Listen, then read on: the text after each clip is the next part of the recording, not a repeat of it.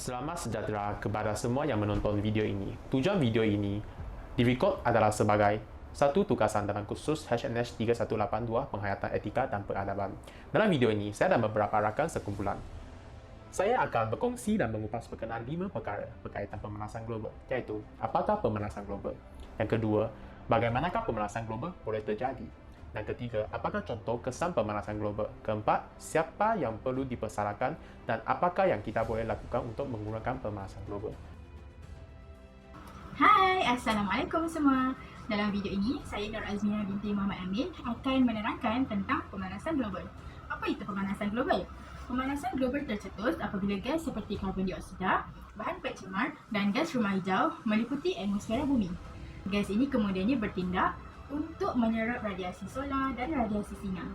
Selepas itu, suhu di dalam bumi akan mula meningkat. Proses ini juga dipanggil sebagai kesan rumah hijau. Secara ringkasnya, pemanasan global merupakan peningkatan suhu planet ataupun suhu bumi dalam jangka masa yang panjang. Assalamualaikum dan hai semua. Sekarang kita sudah tahu tentang mekanisme pemanasan global. Oleh itu, saya dan rakan saya seorang lagi akan menerangkan tentang dua faktor terbesar pemanasan global. Antaranya ialah pembakaran bahan api dan juga penebangan pokok. Bahan api fosil tersebut merupakan sumber tenaga yang tidak boleh diperbarui, non-renewable energy. Semasa proses pembakaran bahan api fosil dilakukan, karbon akan bertindak balas dengan oksigen akan bergabung dan membentuk karbon dioksida. Seterusnya, pemanasan global juga berpunca daripada penebangan hutan. Penebangan hutan dilakukan untuk memberi laluan kepada pembinaan bangunan, industri, tapak perumahan, kawasan pertanian, pelarangan dan sebagainya. Jumlah karbon dioksida yang dibebaskan ke atmosfera semasa penebangan hutan adalah lebih banyak berbanding dengan jumlah pembebasan karbon dioksida melalui kenderaan.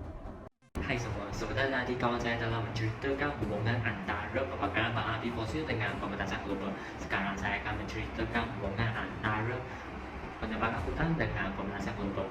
Sebelum saya menerangkan mengapakah penebangan hutan menjadi faktor kepada pemanasan global, kita mesti mengetahui bahawa setiap tumbuhan akan mengambil gas karbon dioksida dan melepaskan gas oksigen melalui proses fotosintesis. Oleh itu, kalau kita membakar, menebang atau membiarkan hutan itu direbut, karbon yang tersimpan dalam tumbuh-tumbuhan tersebut akan terbebas menjadi gas karbon dioksida ke udara. Dan gas karbon dioksida ini akan merangkap cahaya matahari dan menghangatkan bumi kita. Sebenarnya, penebangan hutan bukan sahaja boleh menyebabkan pemanasan global, tetapi juga akan memusnahkan habitat flora dan fauna dan mengakibatkan bencana alam seperti banjir kilat. Assalamualaikum warahmatullahi wabarakatuh. Saya Nur Nasuha Aida binti Hanifah. Saya akan menjelaskan impak-impak pemanasan global berlaku. Antara impak pemanasan global yang pertama ialah perubahan cuaca yang melampau. Sebagai contoh, ribut taufan semakin kerap berlaku. Kemarau, gelombang haba, ribut salji dan ribut hujan. Yang kedua pula ialah pencairan glasier.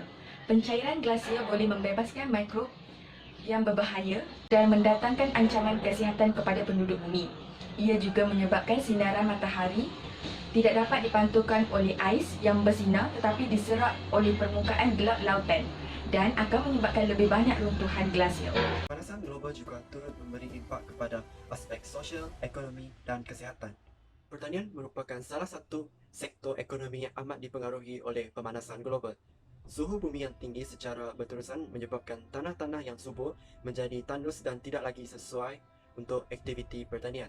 Pokok-pokok tanaman juga tidak dapat hidup dengan subur, seterusnya mengurangkan hasil pertanian negara. Bagi aspek kesihatan pula, manusia menghadapi risiko memperoleh kanser kulit jika terdedah kepada hujan asid. Bukan itu sahaja, cuaca yang terlampau panas dan sinar radiasi ungu menyebabkan manusia terdedah kepada penyakit katarak dan penyakit kronik. Dalam aspek sosial, pemanasan global menyebabkan penghuni bandar mengalami stres, merasa kurang selesa dan aktiviti sosial bandar terpaksa dikurangkan semasa berlakunya kemarau. Ini bermakna masyarakat menjadi kurang produktif apabila aktiviti harian adalah terhad. Hai semua. semua, Assalamualaikum. Sekarang tibalah masa untuk kita menentukan siapa yang perlu dipersalahkan atas tercetusnya pemanasan global. Semua orang suka bertindak menunding jari menyalahkan masing-masing. Ada yang menyalahkan kilang bahan api, negara maju, ahli politik dan orang kaya. Namun, pernahkah kita terfikir bahawa kita juga turut menyumbang kepada pemanasan global sewaktu kita memandu? Secara ringkasnya, manusia yang bersalah. Sebagaimana proses semula jadi menghasilkan karbon dioksida yang banyak di atmosfera, proses semula jadi ini juga mampu menghapuskan karbon dioksida pada kadar yang sama. Keseimbangan ini berjaya dipertahankan sebelum revolusi industri. Namun begitu, pemanasan global tercetus akibat jejak karbon yang ditinggalkan oleh tidak lain dan tidak bukan manusia sendiri. Kepekatan karbon dioksida meningkat disebabkan oleh manusia. Pembebasan karbon dioksida hasil daripada pembakaran terbuka, pembakaran bahan api untuk elektrik dan kenderaan, pembebasan klorofluorokarbon yang membantu menyamankan suasana di bilik, semuanya angkara manusia. Kami percaya bahawa sekiranya tiada permintaan, maka tiadalah penghasilan dan pembinaan untuk perkara yang tidak perlu. Namun begitu, kami tidak menyalahkan sifat inkuiri manusia yang sentiasa ingin maju dan berfikir untuk kemudahan dan keselesaan kepada orang lain dan diri sendiri. Walau bagaimanapun, sifat inkuiri ini tidak boleh dijadikan sebagai alasan untuk kita terus menyumbang kepada pemanasan global. Antara langkah-langkah yang boleh kita lakukan untuk mengurangkan pembebasan gas rumah hijau yang menyebabkan pemanasan global ini adalah: pertama, mempraktikkan amalan 3R, iaitu reduce, reuse and recycle. Kedua, menggunakan pengangkutan awam atau berkongsi kenderaan. Ketiga, menanam pokok. Yang keempat, gunakan tenaga yang boleh diperbaharui seperti tenaga solar dan tenaga angin.